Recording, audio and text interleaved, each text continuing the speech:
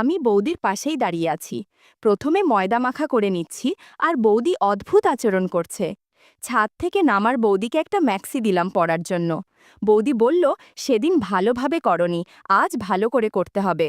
বৌদিকে না জানিয়ে জাম্বুরায় হাত দিতেই বৌদি বুঝতে পারল আমি কি চাচ্ছি, কিন্তু বৌদি আর বাধা দিল না। বন্ধুরা, ভাড়া বাড়িতে আসার পর থেকে বৌদির সাথে যা হলো, যা ভুলা যাবে না।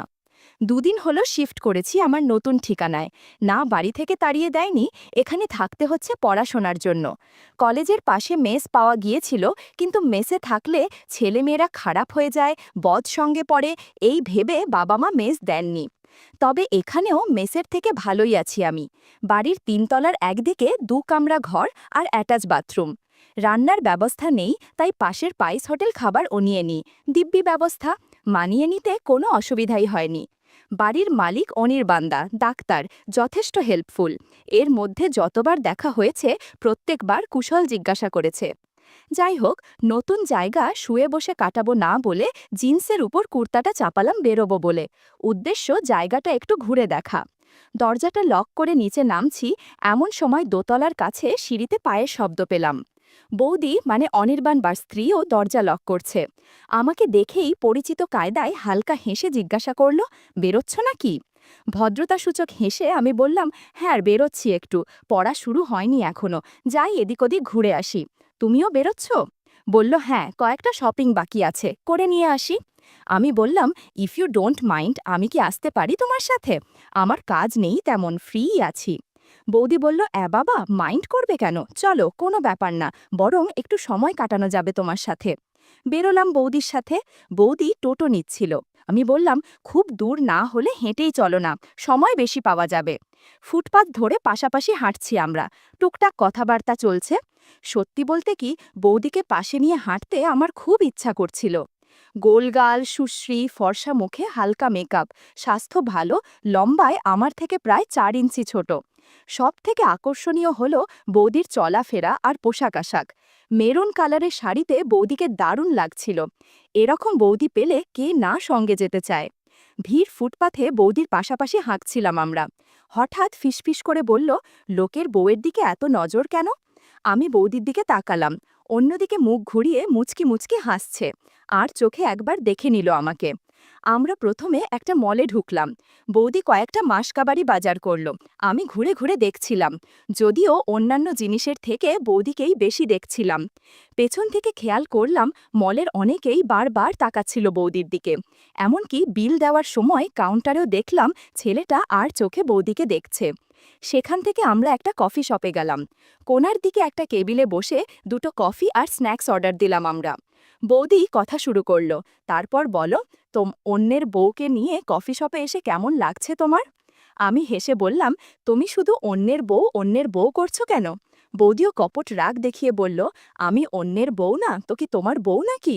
আমি বললাম, তোমার ইচ্ছে হলে হতেই পারো, আমার কোনো আপত্তি নেই। বৌদি আমার কথা শুনে হাসছে। কফি শেষ করে উঠলাম আমরা। বিলটা আমি পে করলাম। বৌদি আপত্তি করছিল।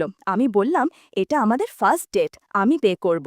বৌদি শুধু করে একটা প্রশংসাসূচক আওয়াজ করল। বিল মিটিয়ে আমরা ক্যাবে উঠলাম। ক্যাবে আমি আর বৌদি পাশাপাশি বসেছি। বেশি দূর যাব না, রাস্তায় জ্যাম না থাকলে 2-3 মিনিট লাগবে পৌঁছতে। ক্যাবের ভেতরটা অন্ধকার, সরকারি লাইটের আলো পৌঁছচ্ছে না ক্যাবের কাছের জানালা ভেদ করে। এর মধ্যে আমার মাথায় একটা দুষ্টু বুদ্ধি এলো। বৌদির পাশে গিয়ে বসলাম। বৌদি অবাক হয়ে তাকালো আমার দিকে। বোধহয় এতটাও আশা করেনি আমার থেকে। আস্তে করে আঁচল ঠিক করার ভান করে একটু সরে বসল। আমি দমলাম না, আবার বৌদির কাছে গিয়ে বসলাম। লক্ষ্য করলাম বৌদি 2টো জাম্বুরা নিয়ে এসেছে। বৌদিকে না জানিয়ে জাম্বুরায় হাত দিতেই বৌদি বুঝতে পারল আমি জাম্বুরা ফল খেতে চাচ্ছি। কিন্তু বৌদি আর বাধা দিল না। জাম্বুরাগুলো অনেক সাবধানে রেখেছে বৌদি। এদিকে মাঝবয়সী ক্যাব ড্রাইভার নিজের মতো গাড়ি চালাচ্ছে। ওর এদিকে কোনো ভ্রুক্ষেপ নেই। আমি ব্যাগ থেকে ভালো করে জাম্বুরা বের করতে যাব, এমন সময় ড্রাইভার গাড়ি থামিয়ে বলল, চলে এসেছি। মেজাজটা বিগড়ে গেল। কত কষ্ট করে হুকটা খুলে ব্যাগে হাত দিয়েছি, আর 20 সেকেন্ড পেলেই একটা জাম্বুরা বের করেই ফেলতাম। ভীষণ রাগ হচ্ছে ড্রাইভারের ওপর। মনে মনে 5টা কথা শুনিয়ে নেমে এলাম ক্যাব থেকে। ক্যাব চলে গেল ভাড়া নিয়ে। সামনে দিয়ে ফিকফিক করে হাসতে হাসতে বৌদি এগিয়ে গেল। আসলে বৌদিও বুঝতে পেরেছে আর একটু সময় পেলেই আমি কবজা করতে পারতাম জাম্বুরা দুটো, আর পারিনি বলেই এখন পরাজয়ের পরিহাস। কি আর করা, এগিয়ে গেলাম বৌদির পেছন পেছন। আমার রুম দোতলায়, বৌদির 3 তলায়। দোতলার সিঁড়ি থেকে প্যাসেজ দিয়ে আমি আমার রুমে ঢুকতে এমন সময় হাত নাড়িয়ে বৌদি ডাকলো আমাকে। বলল, এই, তোমার নামটাই তো জানা হলো না। হেসে বললাম, সোহম। আর তোমার? বৌদি বলল, অর্পিতা। তুমি না হয় অর্পি বৌদি বলেই ডেকো। বলেই সিনেমার মতো মুখ ঘুরিয়ে চলে গেল ঘরের দিকে। আমিও ঘরে ঢুকে জামাকাপড় পাল্টে নিলাম। 8টা বাজে, একটু পরে খাবার খেতে যাব পাশের হোটেলে। হাতে এখনও ঘণ্টাখানেক ফাঁকা সময়। বিছানায় বসে মোবাইলটা হাতে নিয়ে ফেসবুক খুললাম। দেখি বৌদি ফ্রেন্ড রিকোয়েস্ট পাঠিয়েছে। অ্যাকসেপ্ট করে বৌদির প্রোফাইলটা ঘাঁটতে লাগলাম। ডিপিতে অনির্বাণদার সাথে বৌদির ছবি, কোনো রিসেপশনে গিয়ে তোলা মনে হয়। আর তেমন কোনো ছবি পোস্ট করা নেই। ভদ্র মার্জিত গৃহবধূর ফেসবুক প্রোফাইল যেরকম হয় ঠিক সেরকম। রাতে আর তেমন কিছুই ঘটল না। পরদিন সকালে খেয়ে এসে সিঁড়ি দিয়ে উঠছি, দেখি অনির্বাণদা নামছে দোতলা থেকে। বেরোচ্ছে বোধহয়, হাতে ব্রিফকেস আছে। আমাকে দেখে খুশি হয়ে বলল, কি ব্যাপার, সকাল সকাল ঘোরাঘুরি করছো? আমি বললাম, কি করব বলো, পড়া শুরু হয়নি এখনো, বেকার শুয়ে বসে কাটাচ্ছি। অনির্বাণদা বলল, বোর লাগলো দোতলায় চলে যাও, অর্পিও একা একা থাকে, তুমি থাকলে একটু কোম্পানি পাবে, আমি তো আর সময় দিতে পারি না তেমন, বলে আমার বেরিয়ে গেল। বুঝলাম অনির্বাণদা ভীষণ ব্যস্ত। কিসের ডাক্তার জানি না, তবে হাসপাতালে চাকরি করে, নার্সিংহোমও আছে, আবার প্রাইভেট প্র্যাকটিস করে কিনা কে জানে। এরকম ডাক্তারদের একটা প্রেমিকা নার্স থাকে, অনির্বাণদারও নিশ্চয়ই আছে, নয়তো নিজের এরকম বউকে এভাবে ফেলে থাকতে পারত না। যাই হোক, সুযোগ যখন পাওয়া গেছে এটা হাতছাড়া করা যাবে না। সিঁড়ি বেয়ে উঠে গেলাম ওপরে, সোজা ওদের দরজায় নক করলাম। বৌদি দরজা খুলে দিল। ঘরোয়া শাড়ি ব্লাউজ পরা, মুখটা হালকা ঘামে ভেজা, বোধহয় কাজ করছিল।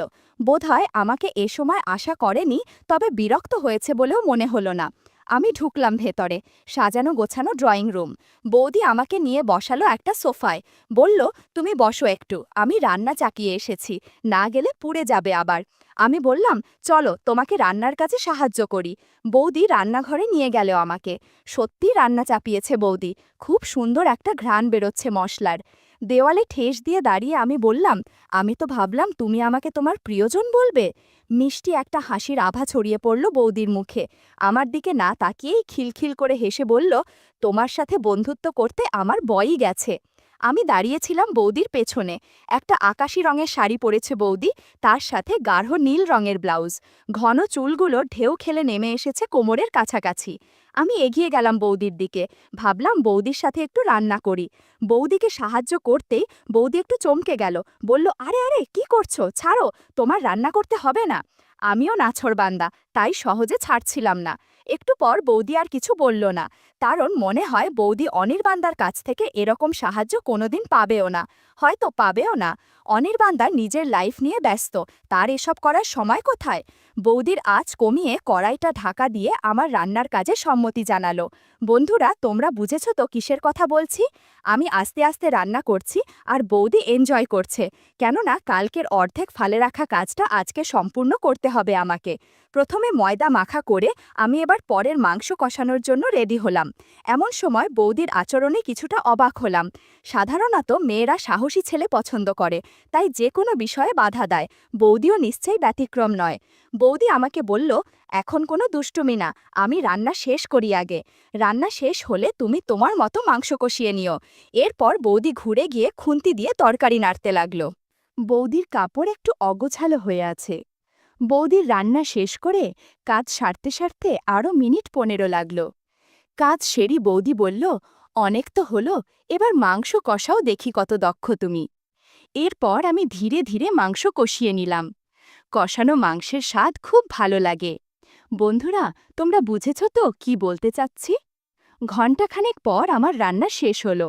বেশ ক্লান্ত লাগছিল। হঠাৎ চোখ পড়ল ঘড়ির দিকে। এ বাবা, এত বেজে গেল কখন? প্রায় দুপুরের খাবার সময় হয়ে এসেছে, অথচ আমার স্নান টান কিছুই হয়নি। এবার তো উঠতে হবে। বৌদির দিকে তাকালাম, বৌদিও খেয়াল করেছে সময়টা। অনির্বাণদা দুপুরে খেতে আসে অনেক সময়, যদি এখন চলে আসে তাহলে তো সমস্যা হবে। বৌদির অবশ্য তেমন বিরক্তি দেখলাম না, তবে মনে হয় বুঝতে পেরেছে আমার সমস্যাটা।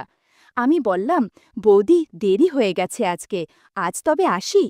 বৌদি বলল, আবার কবে আসবে তুমি? আমি বললাম, আমি তো সেকেন্ড ফ্লোরেই থাকি, যে কোনো সমস্যায় ডাকতে পারো, চলে আসব। এরপর আমি সিঁড়ি দিয়ে নেমে আস্তে আস্তে পেছনে তাকালাম একবার। বৌদি বলল, আবার যখন রান্না করতে আসবে তখন খুন্তি দিয়ে ভালো করে ডাল নাড়বে, তাহলে সুস্বাদু হবে। আমি একবার মুচকি হেসে আমার ঘরে ফিরে এলাম। আমি আমার বাথরুমে ঢুকে শাওয়ারটা ছেড়ে দিলাম।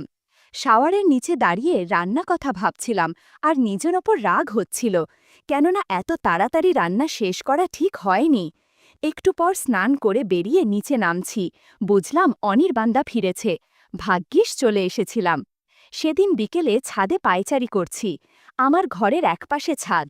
আমার ঘরটাকে চিলেকোঠা বলা যায়, তবে অ্যাটাচ বাথরুম আছে। পাশে রেলিং ঘেরা খোলা ছাদ। অনেকের ছাদে গাছ লাগানোর শখ থাকে, এদের সেটা নেই। ভাবছি দুটো চন্দ্রমল্লিকার চারা এনে লাগাবো কিনা। তখন সিঁড়িতে পায়ের শব্দ পেলাম, পাতলা শব্দ, যেন পা টিপে টিপে আসছে। আমি অবশ্য শুনতে পেলাম। বাড়িতে দাদা বৌদি ছাড়া কেউ থাকে না, এটা অনির্বাণদার বাইরে থাকার সময়, আর নিশ্চয় দাদা পা টিপে টিপে আওয়াজ না করে আসবে না, সুতরাং এটা বৌদি। আমি সিঁড়ির দিকে পিঠ দিয়ে দাঁড়িয়েছিলাম, তাই না ঘুরে কে আসছে দেখাটা আমার সম্ভব নয়। আমি মুখ ঘোরাইনি অবশ্য, ভাবখানা এমন কেউ আসছে টেরই পাইনি। হঠাৎ পেছন থেকে দুখানা হাত এসে আমার চোখ বন্ধ করে দিল। কে কে করে আমি লাফিয়ে উঠলাম। পেছন থেকে খিলখিল করে হেসে উঠল বৌদি। আমি এতক্ষণে বৌদিকে দেখলাম, সেই চিরাচরিত শাড়ি ব্লাউজ পরনে, চুলটা যত্ন করে আছড়ানো, টিপটা ছোট করে পড়েছে বলে বয়সটা কম লাগছে। আচ্ছা, বৌদির বয়স কত হবে? দেখে 25 কি 26 মনে হয়, আসলে কত কে জানে। সকালের ঘটনার পর বৌদির সাথে আমার সম্পর্কটা অনেকটা ক্লোজ হয়ে গেছে। এই পড়ন্ত বিকেলে ছাদে বৌদির সাথে কথা বলে ভালোই লাগছিল। পাশেই আমার রুম, চাইলে রুমে গিয়েই আমরা নিজেদের ব্যক্তিগত সময়গুলো কাটাতে পারি, কিন্তু এরকম খোলা ছাদে আমার একটা রোমাঞ্চ লাগছিল। আশেপাশের ছাদগুলো ফাঁকা, কোনো লোক নেই। তরুণ প্রজন্ম এখন মোবাইলে আর ল্যাপটপে ব্যস্ত, সেই সুযোগে সবার সামনে লুকিয়ে গল্প করা ভালোই লাগছে। হালকা হাওয়ায় বৌদির চুলগুলো এলোমেলো হয়ে যাচ্ছিল। সূর্যাস্তের শেষ রংটা ছড়িয়ে পড়ছিল বৌদির গালে। অসম্ভব সুন্দরী লাগছিল বৌদিকে, চোখ ফেরাতে পেয়েছিলাম না আমি। বৌদিও বুঝতে পারছিল ব্যাপারটা, তাই বৌদিও অদ্ভুত দৃষ্টিতে তাকিয়েছিল আমার দিকে। বৌদি বলল, তোমার জন্য দুটো পেয়ারা এনেছি, খাবে নাকি? আমি বললাম, কেনই নয়। আমি ব্যাগ থেকে দুটো পেয়ারা নিয়ে খেতে শুরু করলাম। বৌদি বলল, না না, এখানে খেও না, কেউ যদি দেখতে পায় তাহলে সমস্যা হবে। আমি বললাম, তোমার ওসব নিয়ে কিচ্ছু চিন্তা করতে হবে না, আমি আছি তো। আমি বৌদির কোনো কথাই শুনলাম না, খোলা ছাদেই পেয়ারা খাচ্ছিলাম। বন্ধুরা, তোমরা বুঝেছ তো কি বলতে চাচ্ছি? হঠাৎ লক্ষ্য করলাম, কয়েকটা বাড়ির পরে একটা বাড়ির ছাদে একজন বৃদ্ধা মহিলা সবে ছাদে উঠেছেন। আমাদের উনি দেখেননি এখনো। আমি চোখের ইশারায় বৌদিকে দেখালাম সেটা। ওনাকে দেখা মাত্রই বৌদি একটু অস্বস্তিতে পড়ে গেল। কোনো রকমে বৌদি নিজেকে গুছিয়ে নিচে নেমে গেল, কথাও বলল না কোনো। বুঝলাম ভীষণ লজ্জা পেয়েছে বৌদি। ভাবলাম, না, এতটা রিস্ক নেওয়া আমারও ঠিক হয়নি। আমিও নিচে নেমে দেখলাম বৌদির শাড়ি কিছুটা নষ্ট হয়ে গিয়েছে, তড়িঘড়ি করে নামতে গিয়ে। বৌদি বলল, একটা কাজ করো, আমি ছেঁড়া শাড়িটা রেখে দিচ্ছি, তুমি আলমারি থেকে আমাকে একটা নতুন কাপড় দাও। আমি অনেক খোঁজাখুঁজি করে বৌদিকে বললাম, এখানে শাড়ি নেই, শুধু একটা ম্যাক্সি আছে। বৌদি বলল, দাও, ওটাই পরে নিই। এরপর বৌদি ম্যাক্সিটা নিয়ে বাথরুমে চলে গেল। এদিকে আমি অপেক্ষা করছি কখন বৌদি আসবে। একটু পরে দেখলাম বৌদি বেরিয়েছে। এই প্রথম বৌদিকে ম্যাক্সিতে দেখছি। ঢিলে ঢালা, বেশ হালকা রঙের ম্যাক্সি। বৌদিকে বললাম, চলো আজকে আবার রান্না করা যাক। যেমন কথা তেমন কাজ। আমি আর বৌদি মিলে রান্নাঘরে ঢুকে রান্না শুরু করলাম। পেয়ারা খাচ্ছিলাম আর বৌদি খুন্তি দিয়ে ডাল নাড়ছিল। রান্না বান্না শেষে বৌদি বলল, সোহম, তোমার রান্নার স্বাদ কখনো ভোলা যাবে না।